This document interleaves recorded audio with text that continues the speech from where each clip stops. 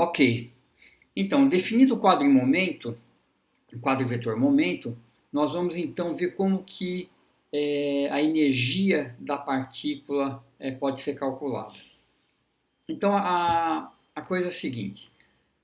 Primeiro, o módulo do vetor momento é constante, né? Nós mostramos que ele é menos m02c2, e, portanto, d de P2 é zero, certo? Então, aqui o P ao quadrado, eu estou colocando aqui uma flechinha em cima do quadro vetor, só para explicitar o seu caráter vetorial. Então, d de P2, que é zero, eu posso escrever como d de P escalar P, que é 2 vezes P escalar dP, certo? É regra da cadeia. Isso é zero. Muito bem. Agora, o quadro vetor momento, por sua vez, ele é m0 dr dt0.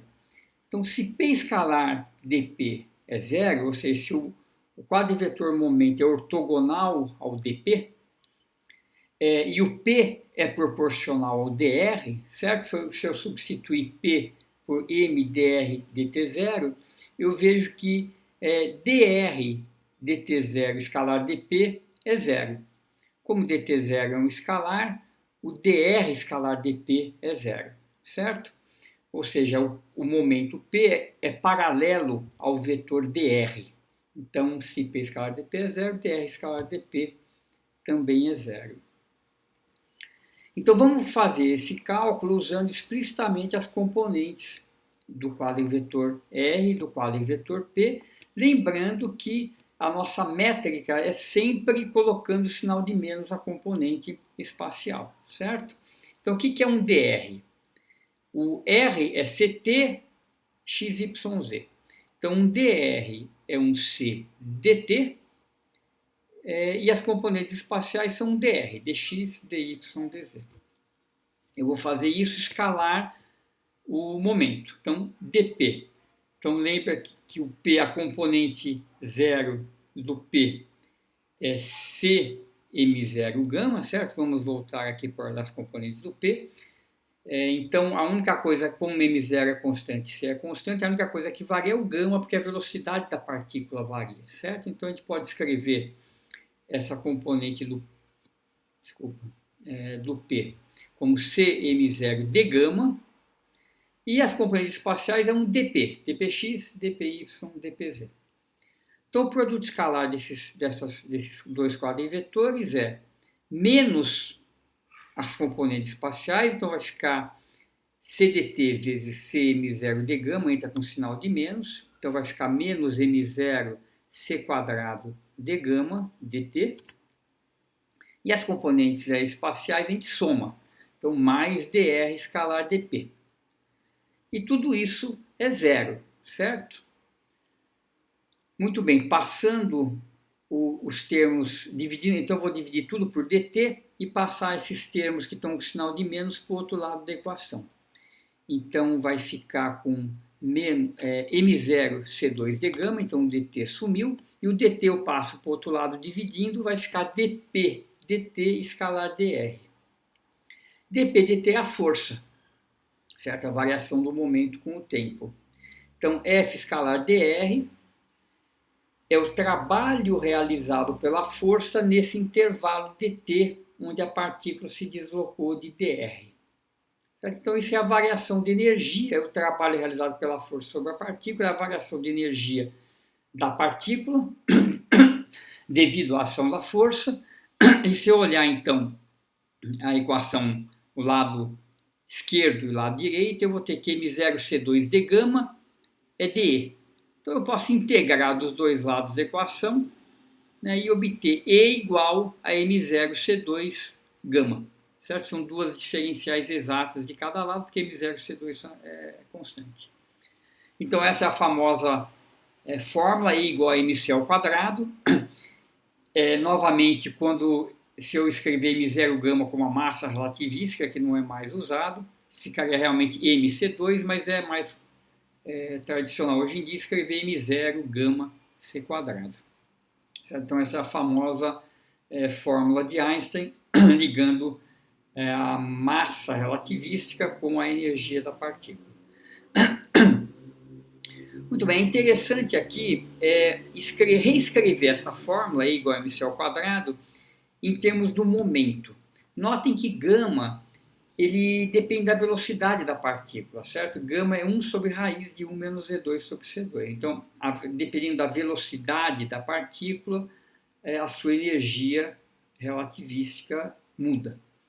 Então, eu gostaria de escrever essa expressão, energia, não em termos de velocidade, mas em termos do momento da partícula. Vamos ver como é que a gente pode fazer isso. Qual que é a relação de momento com velocidade? Ora, a relação clássica é que momento é massa vezes velocidade. A relação relativística tem a correção do fator gama. Então, o momento é m0v vezes gama, que é 1 sobre raiz de 1 menos v2 sobre c2. Então, a velocidade aparece de duas formas, certo? Aparece no gama e aparece no m0v.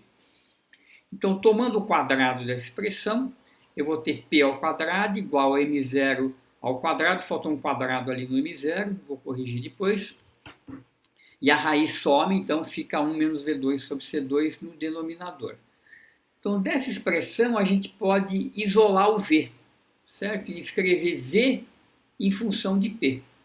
Então, fazendo essa álgebra, que eu deixo como exercício para vocês, vocês vão encontrar o resultado aqui abaixo, que V2 é P2C2 dividido por P2 mais M02C2.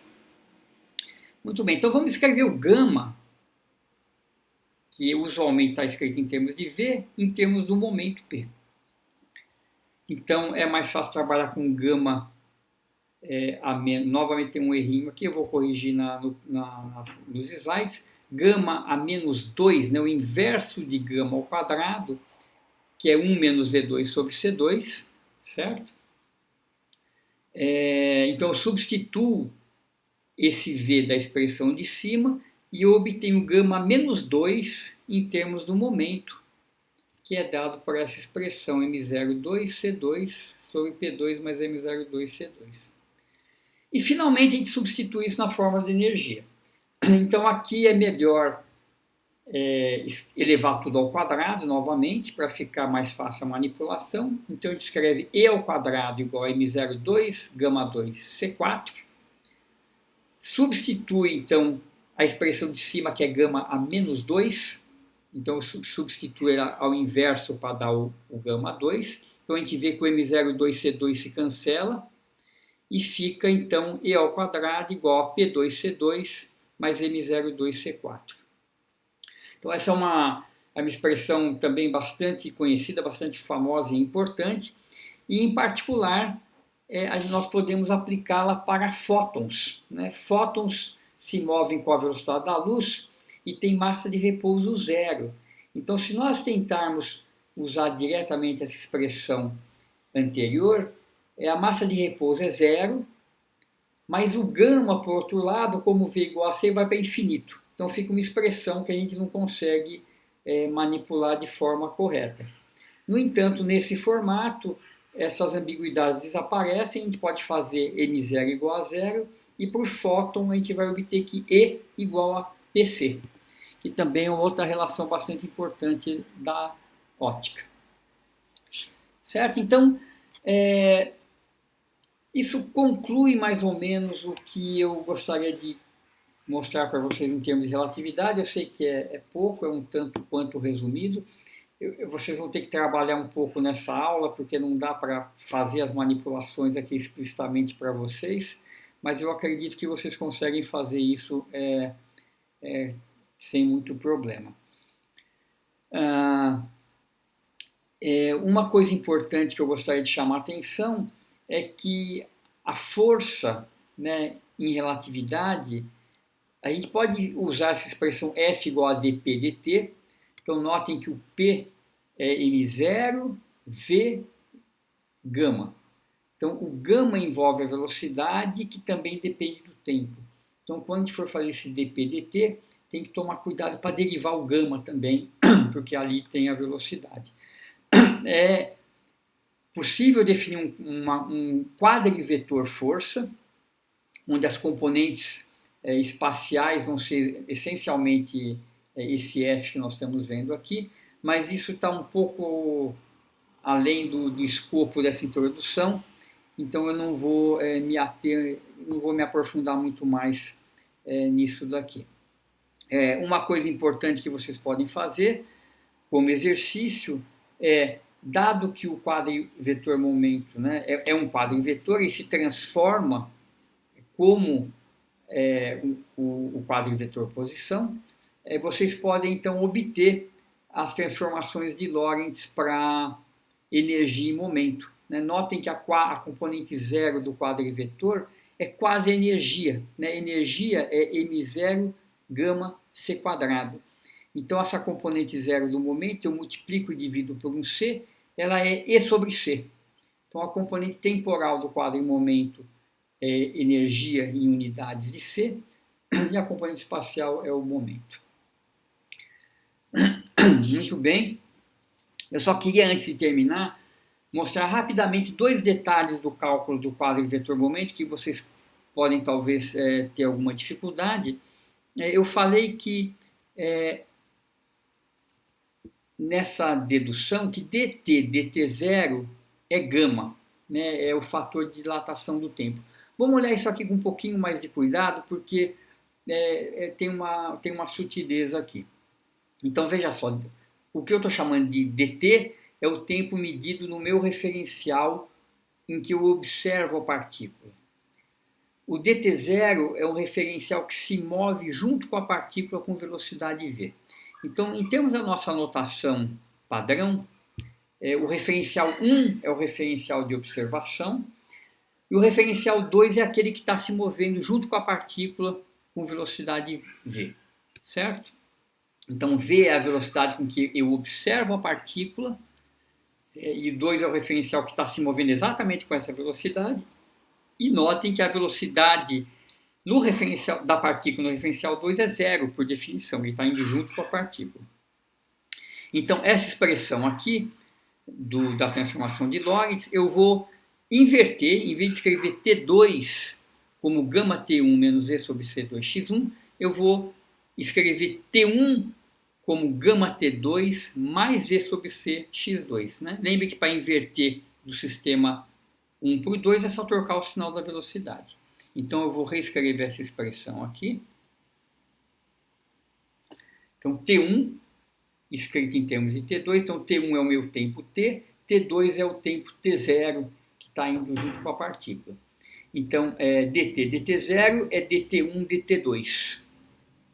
Então, dt1, dt2 é gama. Então, dt2, dt2, que é 1. E aparece dx2, dt2, que eu tenho que derivar também. Certo? Então, isso fica gama vezes 1 mais V sobre C2, V2, mas V2 é zero, porque V2 é a velocidade da partícula no sistema 2, que é zero por definição, porque ele está em repouso em relação à partícula. Então, esse segundo termo cancela e, de fato, dá só o fator gama. Certo?